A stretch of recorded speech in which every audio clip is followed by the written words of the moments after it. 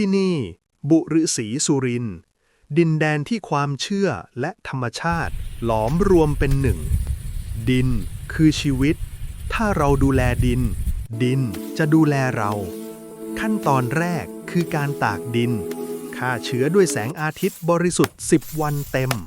เติมชีวิตให้ดินด้วยปุ๋ยคอกและแกลบปรุงให้กลมกล่อมก่อนเริ่มชีวิตใหม่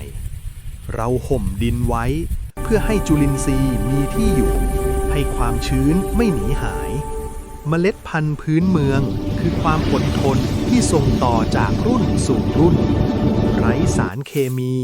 ใช้ความขมและความเผ็ดจากสมุนไพรเป็นกำแพงป้องกัน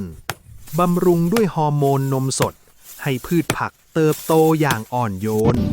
ปลูกแบบกัลยาณมิตรให้พืชดูแลกันเองตามวิถีธรรมชาติ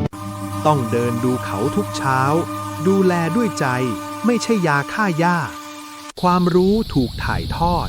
ความปลอดภัยถูกส่งมอบผักปลอดสารพิษจากดินบุฤษีอาหารที่เป็นยารักษากายและใจ